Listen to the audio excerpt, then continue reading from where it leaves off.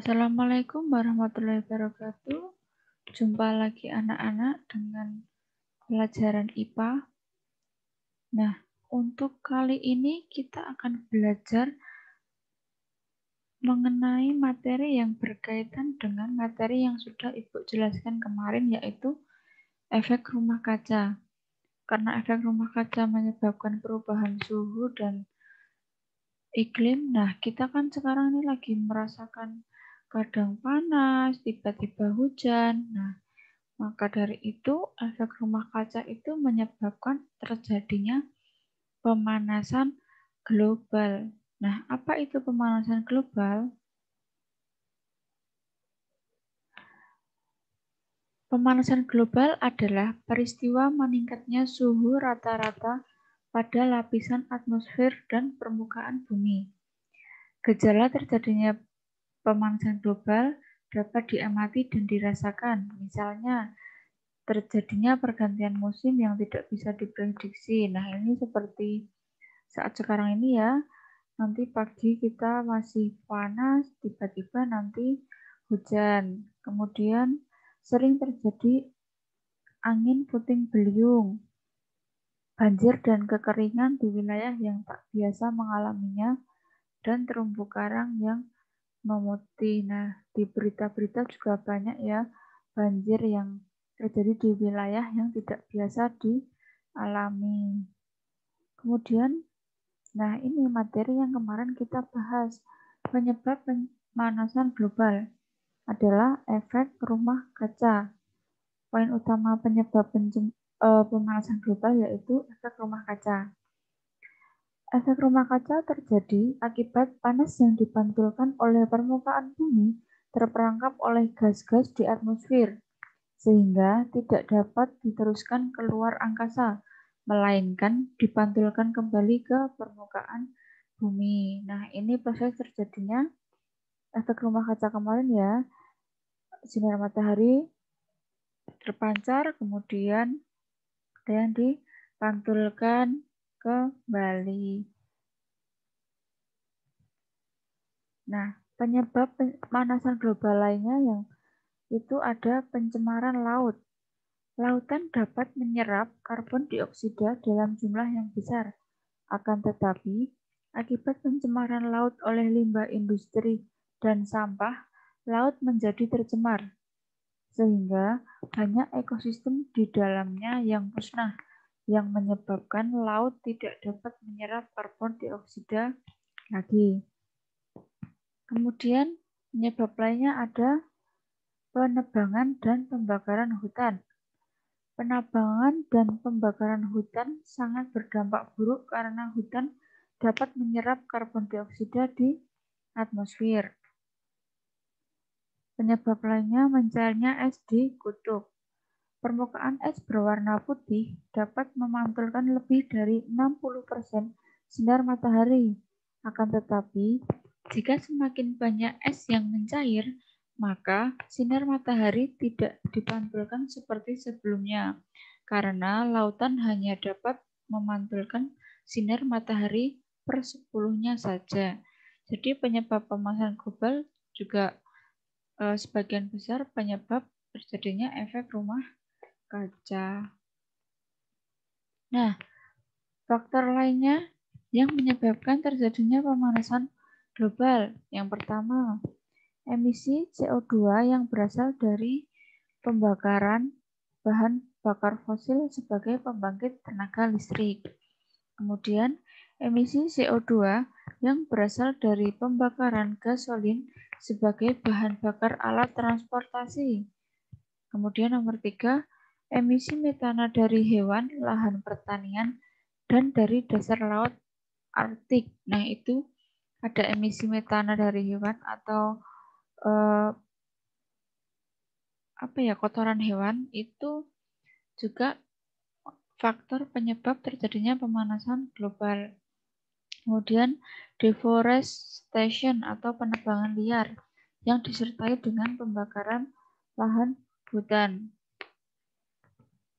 Yang kelima, penggunaan klorofluorkarbon atau CFCs dalam refrigerator atau pendingin. Kemudian yang keenam, meningkatnya penggunaan pupuk kimia dalam pertanian. Nah, jadi kalau menggunakan pupuk kimia yang berlebihan pada pertanian itu juga memicu terjadinya pemanasan global.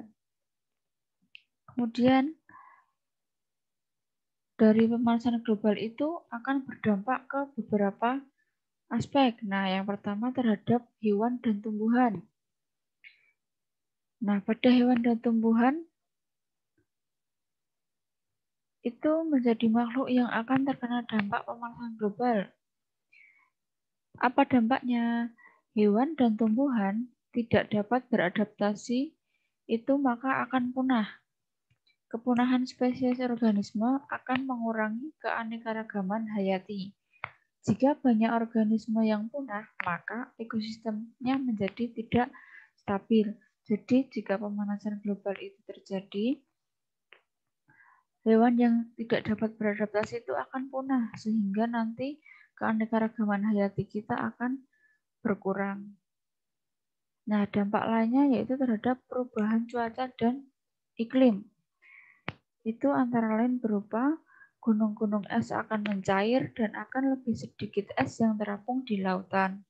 Kemudian di daerah subtropis, bagian pegunungan yang ditutupi salju akan semakin sedikit serta salju akan lebih cepat mencair. Kemudian, melelehnya es di puncak Jayawijaya Papua sana merupakan fenomena yang menegaskan bahwa telah terjadi peningkatan suhu di Indonesia. Jadi kalau es di puncak Gunung Jayawijaya Papua itu sudah meleleh, maka itu terjadi peningkatan suhu dan terjadinya pemanasan global. Kemudian curah hujan akan meningkat dan badai akan lebih sering terjadi. Ini kalau ada hujan disertai dengan angin kencang. Kemudian air tanah akan lebih cepat menguap sehingga beberapa daerah akan menjadi lebih kering dari sebelumnya.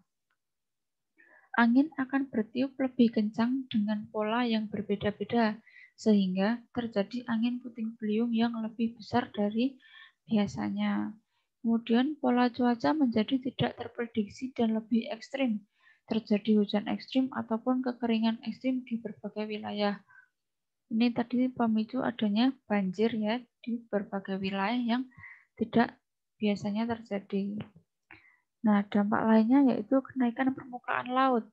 Ketika atmosfer menghangat, permukaan lautan juga akan menghangat, sehingga volume air laut akan membesar dan menaikkan tinggi permukaan air laut. Peningkatan tinggi muka air laut sebesar 30% berasal dari pencairan es dan sisanya berasal dari permukaan air akibat peningkatan suhu. Nah, dampak lainnya itu terhadap pertanian, yaitu menurunkan hasil pertanian. Kemudian juga bisa kekeringan di wilayah pertanian mengakibatkan tanaman pertanian rusak atau tidak subur. Nah, banjir di wilayah pertanian akan meredam tanaman sehingga mengakibatkan gagal panen. Kemudian kerawanan pangan yang akan meningkat di wilayah yang rawan bencana kering dan banjir, dan tanaman pangan dan hutan dapat mengalami serangan hama dan penyakit yang meningkat populasinya akibat perubahan iklim. Jadi, tanaman pangan dan hutannya dapat terserang hama dan penyakit jika adanya perubahan iklim yang tidak menentu tadi. Nah, kemudian kalau terhadap kesehatan manusia, dampaknya apa pemanasan global itu?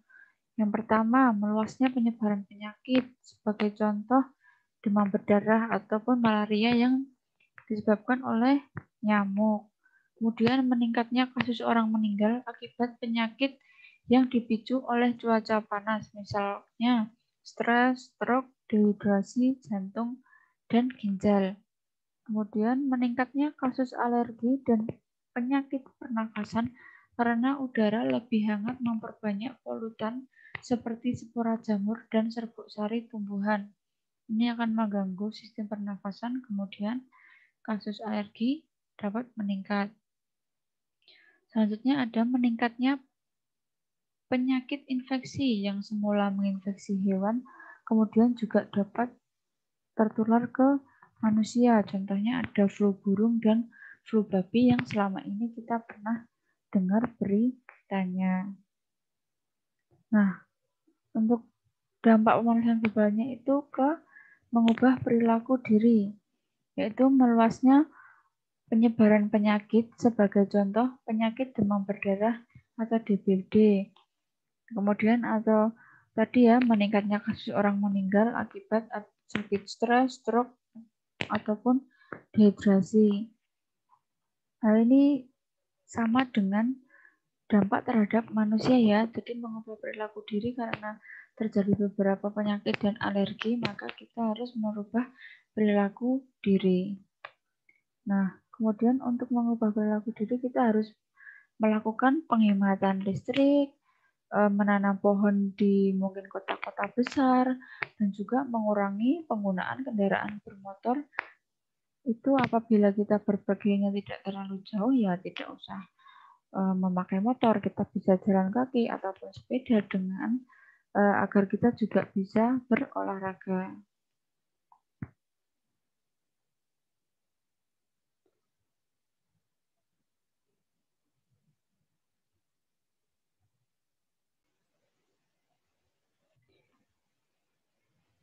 Nah, untuk upaya penanggulangan pemanasan global itu ada 7 cara ya. Yang pertama, melakukan penghematan listrik seperti mengurangi penggunaan lampu. Kalau sudah siang ya tidak usah menghidupkan lampu. Kemudian menanam pohon atau reboisasi. Kemudian tidak menebang pohon di hutan sembarangan. Nah, menggunakan energi alternatif itu misalnya mengganti pemakaian listrik itu berbahan bakar fosilnya dengan tenaga surya atau panas bumi, bisa angin ataupun air. Kemudian tidak menggunakan alat yang menghasilkan gas CFC, itu biasanya pendingin udara ataupun AC.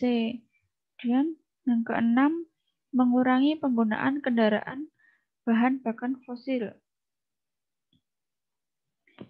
Itu seperti mengurangi kendaraan tadi ya, dengan jika berpergiannya cuma dekat ya tidak usah memakai motor. Kemudian yang ketujuh, melakukan 3R, reuse, reduce, recycle. Sudah tahu kan apa itu reuse, reduce, dan recycle? Sudah berulang-ulang kali kita pelajari ya. Nah, jadi itu upaya untuk menanggulangi terjadinya pemanasan global. Nah, sekian dulu untuk materi pemanasan global. Soalnya dikerjakan dan Ibu akhiri. Wassalamualaikum warahmatullahi wabarakatuh.